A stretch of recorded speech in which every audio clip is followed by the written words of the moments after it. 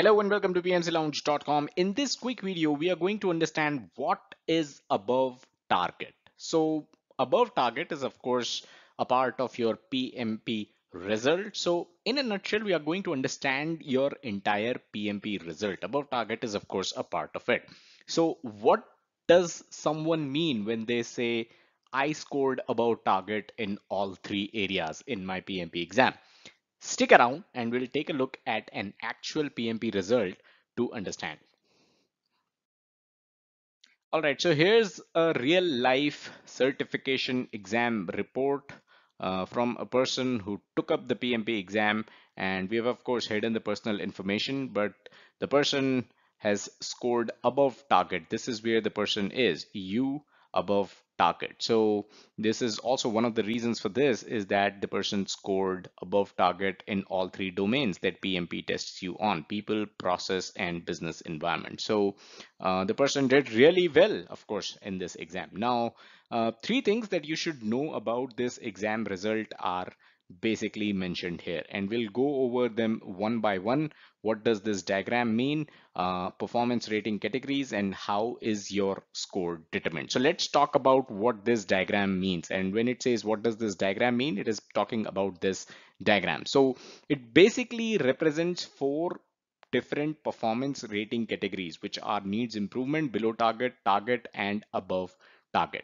So each rating reflects how many questions you answered correctly. So as you can see, this person got above target in all three domains, right? So he or she must have answered several questions correctly.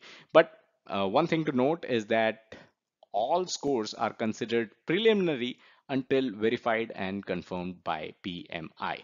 Let's talk about the second thing, which is the performance rating categories. And there are four performance rating categories that you should be aware of, which is what PMI uses to tell you how much, how you performed in the exam. So above target does not mean that, you've got all your questions correct. All it says is that your performance exceeds the minimum requirements for this exam.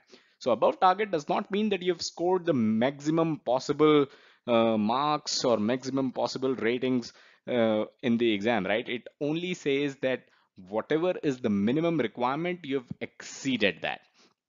Target is basically your performance meets the minimum requirements for this exam. Below target is you were not able to meet the minimum requirements as well, and your performance was actually slightly below the target, and it fails to meet the minimum requirements for this exam. Additional preparation is recommended before you appear for the exam again. And fourth one is needs improvement, which means that your performance is far below target and it fails to meet the minimum requirements for this exam.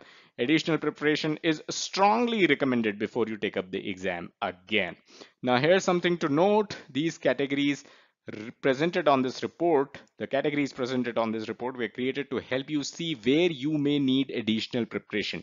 Because let's say you scored above target in people and process, but you score below target or needs improvement in business environment, then you can go back and you can study business environment with much more detailed study is what you need to do for business environment before you take up the exam again. And that is why you see this kind of result. And this result should not be used for interpretation for other purposes such as job placement decisions, because this is only for you to understand where you need to study more if you score less in one of the three domains. Finally, how is your score determined? And this is very important because a lot of people don't know this. So PMI is basically using SMEs and project professionals from around the world and many different disciplines to determine how many questions you must answer correctly to pass the exam. So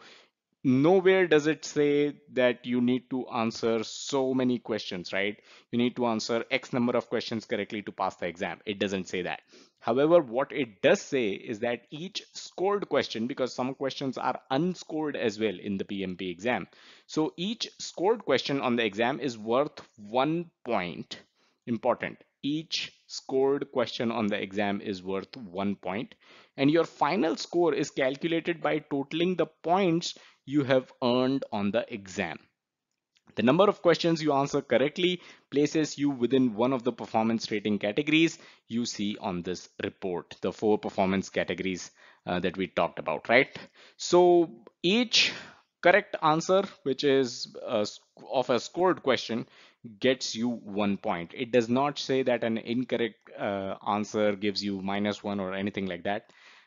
All it says is that each scored question that you answer correctly is going to give you 1 point, and the total number of points that you accumulate or gather, you are going to fall in one of these four categories, which is needs improvement, below target, target, and above target. Now, there are obviously certain confusions around whether if you score above target in two domains and below target or needs improvement in one of them, do you pass or do you don't pass? I leave that up to you. Do your research and let me know in the comments what you find. So that's all that we had in this video. I hope you got value out of it and were able to understand how PMI publishes your PMP exam result. Subscribe to this channel. Do hit the like button. It helps us stay motivated. Hit the bell icon to stay notified every time we upload new content. We are all about PMP and project management. Also, don't forget to check out the website pmclounge.com, your number one free PMP resource. Thank you.